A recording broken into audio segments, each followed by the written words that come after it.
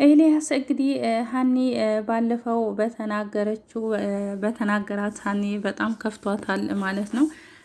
አሲር ታስሯል ብላ በምትነግረው ሰዓት እና 30 ሺህ ብር አስይዛችሁ አስወጥታችሁ ውጭ የሆናችሁ መከታተል ትችላላችሁ ክሱን ብላ በምትነግረው ሰዓት እና 30 ሺህ ብር ከየት ይመጣል ብሎ ይመልስላታል። 30 ሺህ ብር ለአባቴ ሕክምና ያስቀመጥኩታልና እሱን ወስጄ አስወጣዋለሁ ብላ ትለዋለች።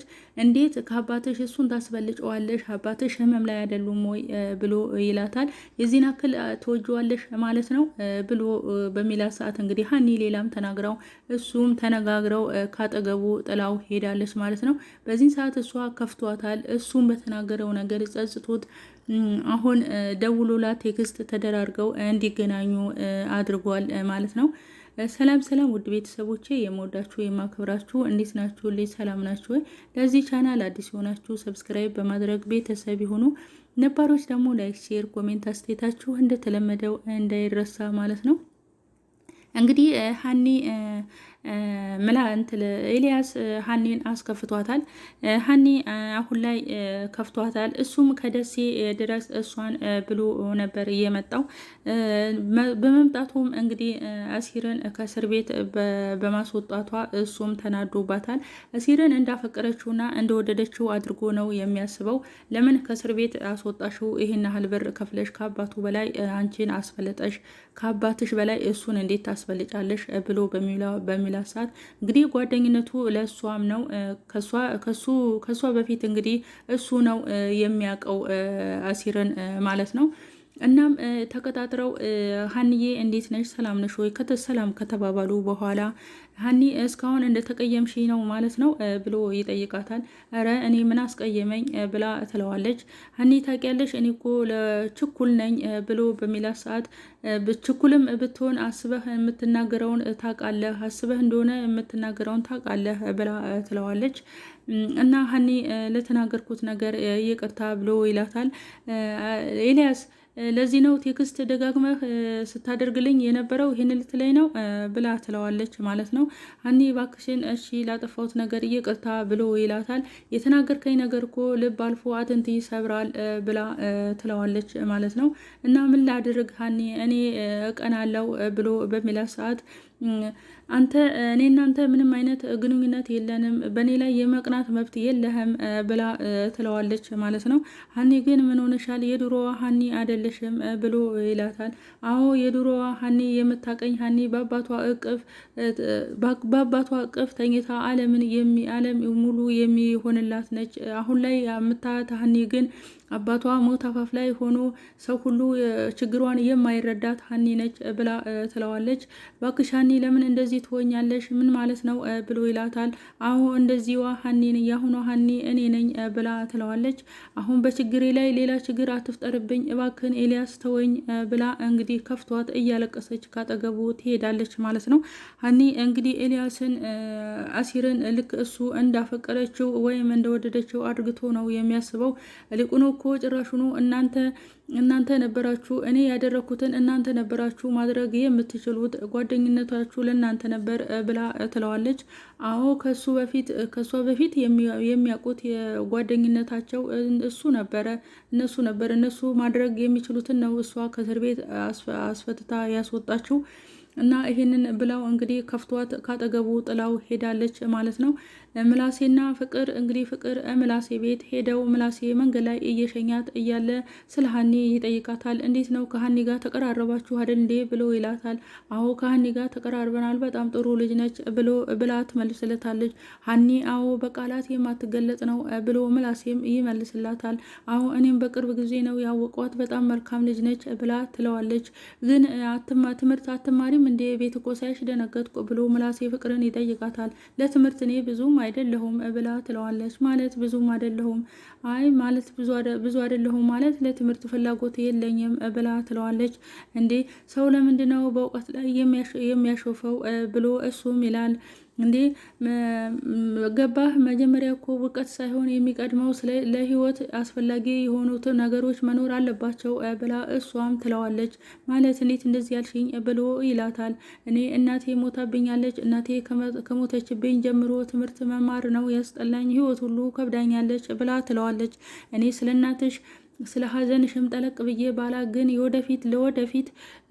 ለወደፊት መንገዳችን ትምህርት መማር አሪፍ ነው ብዬ ነው የማስበው ብላ ትለዋለች። አባቴ ምን እንዳል ብሎ ይላታል። አባቴ ምን እንዳለ ልንገርህ ብላ ትለዋለች። ምን አለሽ? እሺ ብሎ ያዳምጣታል። ትምህርቴን አቋረጥኩ ብዬ ስለው ችግር የለውም አቋርጫ ካዲያ እንጀራ በትምህርት እንጂ እንጀራ በትሪ እንጂ በትምህርት አይደለም የሚበላው ብሎ ነው የመለሰልኝ ብላ ትለዋለች። አይ እኔ እንደ አባትሽን ባላስብልሽ ግን እንደሄ አግባብ አይደለም ብዬ ነው ማስበው ብሎ ይላታል። እሺ በቃ አሁን ታክሲ ቦታ ስለደረስኩ ተመለስ በቃ ትለዋለች። እሺ ቤቴ ስለመጣሽ በጣም ደስ ብሎኛል ብሎ ይላታል። እኔም ቤታችሁ ስለመጣው ደስ ብሎኛል ብላ ትለዋለች። ከዛም ቅር ካላለሽ ስልክ መለዋወጥ እንችላለን ብሎ ይላታል። እሺ ችግር የለውም ብላ ስልክ ቁጥሯን ትሰጠዋለች። በቃ እሺ እንደዋወላለን ብሎ እሱም ቻው ብሏት ተሰናብተው ስልካቸውን ከተለዋወጡ በኋላ እሺ በቃ ቻው ብሎ እሱም ወደ መንገዱ እሷም ወደ መንገዷ ታመራለች።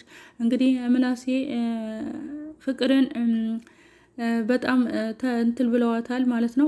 ፍቅርም ከዚህ በፊት ብቻዋን ስለነበረች ሰው እርቧት ስለነበረ በተደጋጋሚ ታወራለች። አባቷ መጥፎ እንደሆነ ከሰው ጋር እንደማያገናኛት እና አሁን አሲርን እና ምላሴን ሀናን ስላገኛቻቸው በጣም ደስተኛ ሆናለች።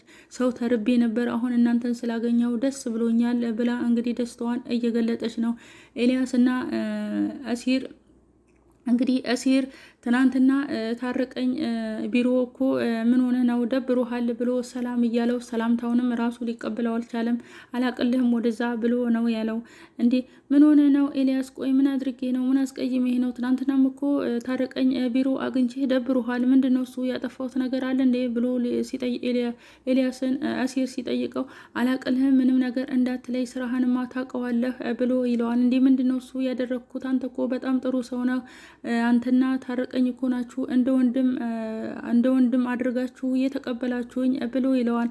አንተ እኮ ማለት የበላኸውን ውጨት በእግርህ በካልቾ የምትመታ ነህ ብሎ ይለዋል። እንዴት እንዲህ ትላለህ? እንዴት ምንድን ነው እሱ ያጠፋሁት ብሎ አሲርም ኤልያስን ይጠይቀዋል። አንተ እኮ የቀረቡህን ሰው ሁሉ ዝቅ አድርገህ የምታይነህ ብሎ ይለዋል። እንዴ ማንን ነው እንደዚህ አድርጌ ያየሁት ብሎ አሲርም ይጠይቀዋል። እኔና ብሎ ይለዋል። እንዴ አንተን ምንድን ነው ያደረግኩ? ምንድን ነው እሱ ጥፋቴን ለምን አትነግረኝም ብሎ አሲርም ሊጠይቀው ግን ኤልያስ አብራራለትና ሊናገረው ፈቃደኛ አይደለም። በቃ ሁለተኛ አጠገቤ እንዳትደርስብኝ እያለ እያስፈራራው ነው። አንተ ሰው አይደለህም፣ አንተ ምን አለብህ እኔን እያቃጠልክ ብሎ ኤልያስም አሲርን ይለዋል። እንዴ ለምንድን ነው እሱ ያጠፋሁትን ጥፋት ማትነግረኝ? ሰው እኮ ነኝ ወይ ላጠፋ ካስቀየምኩም ይቅርታ አድርግልኝ ብሎ ጥፋቱን ግን ኤልያስ ሊነግረው ፈቃደኛ አይደለም። አጠገቤ ብቻ እንዳደርስብኝ ምንም ነገር እንድትለኝ አልፈልግም ብሎ ቆሞ ጭራሹኑ ከእንግዲህ በኋላ ባገኘህ አንገትህን ነው አንቄ የምገልህ ብሎ ኤልያስ አሲርን ይለዋል። አሲርም በተደጋጋሚ ምንድነው እሱ ያደረግኩ? ለምንድነው ያደረግኩህን ነገር የማትነግረኝ ብሎ ሲለው እሱ ግን ሊነግረው በጭራሽ ፈቃደኛ አይደለም። በጉልበትና በልህ ነው እያስፈራራው ያለው። ከዚህ በፊት እንግዲህ ሀኒ ከእስር ቤት ባስወጣችው ምክንያት እሱ ሀኒን እንዳፈቀረችው እና እንደወደዳት ኤልያስ ነው አሲር ሀኒን እንደወደዳት ነው የሚያስበው። እነሱ ግን ምንም አይነት ግንኙነት የላቸውም። ሀኒ በጣም ነው እንደ ወንድሟ አርግታ የምታየው።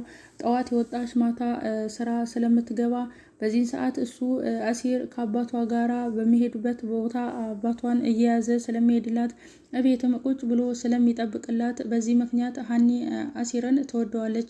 ኖላዊም በጣም ነው የሚወዱት። ምንም ቢሆን የእጅ አመል ቢኖርበትም ግን ለአባቷ ብዙ መስዋዕትነት ሊከፍል የተዘጋጀ ልጅ ነው። በዚህን ሰዓት ኖላዊም በጣም ይወዱታል። እሱ ከቤትና ከስራቸው ሲቀር በጣም ነው የሚጨነቁት። አሁን ላይ ግን ኖላዊም እስር ቤት ታሰረ ሲሏቸው በሰርቁ እንደመሰላቸውና እሳቸውም ሁለተኛ ይሄንን ልጅ አላቀርበውም እያሉ ሲሉ ነበረ። ሀኒ ግን በዚህን ሰዓት እሷም አሲርን እንዲህ ስለተናገሩት በጣም ቅር ይላታል። እና ኖላዊ እና የሀኒ አባትና አሲር እንግዲህ መንገድ ላይ እየሄዱ እያሉ ፋዘር ደክሞሃል መሰለኝ እዚች ጋር አረፍ እንበል ብለው አሲር ይላቸዋል። እሺ ልጄ እውነትህን ነው ደክሞኛል እንዴት አወክልኝ ብለው እሳቸውም አረፍ ይላሉ። ከዛ ቁጭ ባሉበት ቦታ ላይ አሲር ስለ ሕክምናው ይጠይቃቸዋል። ሕክምናው እምን ላይ ደረሰ ፋዘር ብሎ ይላቸዋል። ሕክምናው ባለፈው ሄጄ ነበረ አሪፍ ነው ብለው ይሉታል። አይ ከእንግዲህ በኋላማ በቃ እንደ ሕፃን ነው የምትፈነጩት ብሎ አሲርም ይላቸዋል። ኖላዊም አይ ጽድቁ በከረና ምነው በኮነነኝ ብለው ይላሉ። እንዴ ፋዘር ምን ማለት ነው ብሎ ይላቸዋል። እኔ ልጄ እባክን ተሰቃየችብኝ ባልወለድኳት እንደዚህ ከኔ ጋር አብራይ ተሰቃየች ብለው ይጨነቃሉ። ፋዘር ለምን እንደዚህ ትሆናለሁ? እኔን ሁል ጊዜም ደስተኛ ነህ ብለው ትሉኝ የለ እንዴ? የኔ ደስታ ወደ እናንተ ይቀየራል። እኔም በቅርብ ቀን ተለውጬ ታዩኛለሁ ብለው ይሉታል። እኔ ላንተ መለወጥ ሰበብ ከሆንኩማ እኔ ሳልሞት ያንተን ለውጥ ማየት እፈልጋለሁ ብለው ኖላዊም አሲርን ይሉታል። የዛሬው ቪዲዮ ይህንን ይመስላል። ቀጣይ ቪዲዮ እስከምንገናኝ ድረስ